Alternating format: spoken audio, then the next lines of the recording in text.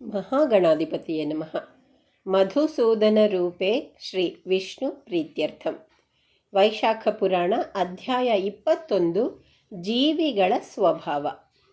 ಧ್ಯಾಯೇತ್ತಂ ದೇವಕೀ ಸೂನುಂ ಗೀತಾಚಾರ್ಯಂ ದಯಾಘನಂ ರುಕ್ಮಿಣೀ ಸತ್ಯಭಾಮಾಭ್ಯಾಂ ಸಹಿತಂ ಕೃಷ್ಣಮವ್ಯಯಂ.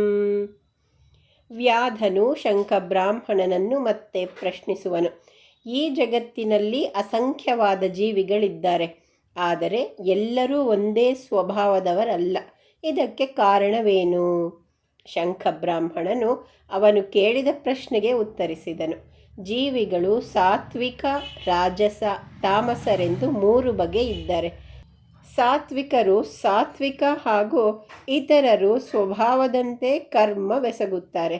ಆದರೆ ಸಂಸಾರದಲ್ಲಿ ಎಲ್ಲರಿಗೂ ಸುಖ ದುಃಖಗಳಿವೆ.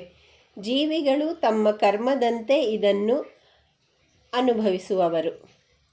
ತಾಮಸರು ಸದಾ ದುಷ್ಟವೃತ್ತಿಯವರು. ಇವರಿಗೆ ಸದಾ ಅತೃಪ್ತಿ, ದುಃಖಗಳೇ ಇರುತ್ತವೆ. ರಾಜರು ಮಿಶ್ರ ಸ್ವಭಾವದವರಾಗಿ ಸುಖ ದುಃಖಗಳೆರಡನ್ನೂ ಅನುಭವಿಸುವವರು.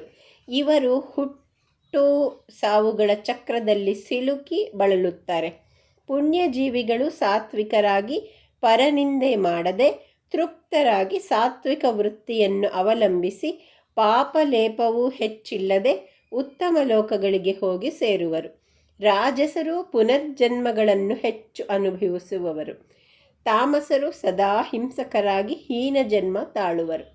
ತೋಟಗಾರನು ತಾನು ಬೆಳೆಯುವ ನೆಲದ ಸಸಿಗಳಿಗೆ ಸಮಾನವಾಗಿ ನೀರು ಹಾಯಿಸಿ ಪೋಷಿಸುವವನು. ಆದರೆ ಅದರಲ್ಲಿ ಕೆಲವು ಸಮೃದ್ಧವಾಗಿ ಬೆಳೆದರೆ ಉಳಿದ ಕೆಲವು ಅಲ್ಪವೃದ್ಧಿ ಹೊಂದುತ್ತವೆ, ಕೆಲವು ಒಣಗಿ ಹೋಗುತ್ತವೆ. ಇದೇ ರೀತಿ ಜಗನ್ನಾಥನಾದ ಶ್ರೀಹರಿಯು ಪಕ್ಷಪಾತವಿಲ್ಲದೆ ಆಯಾ ಜೀವಿಗಳ ಕರ್ಮಫಲವನ್ನು ಕೊಡುವನು. ಬ್ರಹ್ಮನ 100 ವರ್ಷಗಳಿಗೆ ಕಲ್ಪ ಎನ್ನುತ್ತಾರೆ. ಇದರ ನಂತರ ಪ್ರಳಯ ಪ್ರಾರಂಭವಾಗುವುದು. ಮಾನವ ಪ್ರಳಯ, ದೈನಂದಿನ ಪ್ರಳಯ, ಬ್ರಹ್ಮ ಪ್ರಳಯವೆಂಬ 3 ವಿಧಗಳಿವೆ.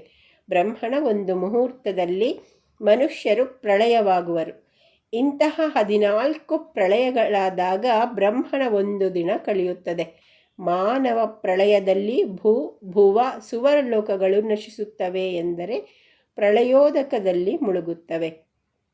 ಸತ್ಯಲೋಕ ಹೊರತಾಗಿ ಉಳಿದೆಲ್ಲ ಲೋಕಗಳು ಲೀನವಾಗುತ್ತವೆ.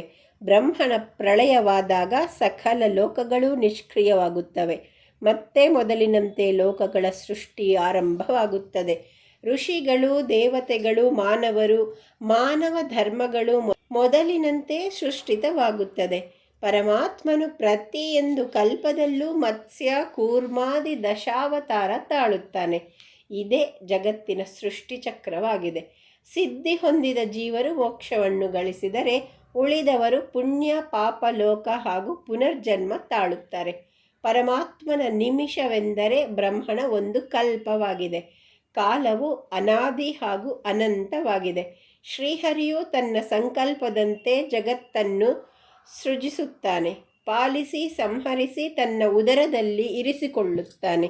ಜೀವಿಗಳು ತಮ್ಮ ಪುಣ್ಯ ಸಾಧನೆಗೆ ಅನುಗುಣವಾಗಿ ಶ್ರೀಹರಿಯ ಸಾಲೋಕ್ಯ, ಸಾಮೀಪ್ಯ, ಸಾಯುಜ್ಯ, ಸಾರೂಪ್ಯ ಲೋಕಗಳನ್ನು ಕರುಣಿಸುತ್ತಾನೆ. ಅನಿರುದ್ಧ, ಪ್ರದ್ಯುಮ್ನ, ಸಂಕರ್ಷಣ, ವಾಸುದೇವ ರೂಪಗಳು ಮಾಯಾ, ಜಯ, ಕೃತಿ, ಶಾಂತಿ ಎಂಬ ಲಕ್ಷ್ಮೀ ರೂಪಗಳೊಡನೆ ಕ್ರೀಡಿಸಿ ಸಕಲ ಕಾರ್ಯಗಳನ್ನೂ ಮಾಡುತ್ತಾನೆ. ಶ್ರೀಹರಿಯು ಸಂಕರ್ಷಣ ರೂಪದಿಂದ ರುದ್ರನಲ್ಲಿದ್ದು ಸಂಹಾರ ಕಾರ್ಯವನ್ನು ಮಾಡುವನು. ತಾನು ಪೂರ್ಣ ಕಾಮನಾಗಿದ್ದರೂ ಶ್ರೀಹರಿಯು ಜೀವಿಗಳ ಉದ್ಧಾರಕ್ಕಾಗಿ ಸೃಷ್ಟಿ ಮೊದಲಾದ ಕಾರ್ಯಗಳನ್ನು ಮಾಡುತ್ತಾನೆ. ಬ್ರಹ್ಮನೇ ಮೊದಲಾದ ದೇವತೆಗಳು ಆತನ ಪೂರ್ಣ ಮಹಿಮೆಯನ್ನು ತಿಳಿಯಲಾರರು. ಭಾಗವತ ಧರ್ಮಾನುಷ್ಠಾನದಿಂದ ಪರಮಾತ್ಮನು ಪ್ರೀತನಾಗುತ್ತಾನೆ ಎಂದು ಶಂಖ ಬ್ರಾಹ್ಮಣನು ವ್ಯಾಧನಿಗೆ ತಿಳಿಸಿದನೆಂಬಲ್ಲಿಗೆ ವೈಶಾಖ ಮಹಾತ್ಮೆಯ 21ನೆಯ ಅಧ್ಯಾಯವು ಸಂಪೂರ್ಣವಾಯಿತು. ನಾಳೆ ಅಧ್ಯಾಯ 22 ಭಾಗವತ ಧರ್ಮಾಚರಣೆ ಬಗ್ಗೆ ತಿಳಿದುಕೊಳ್ಳೋಣ.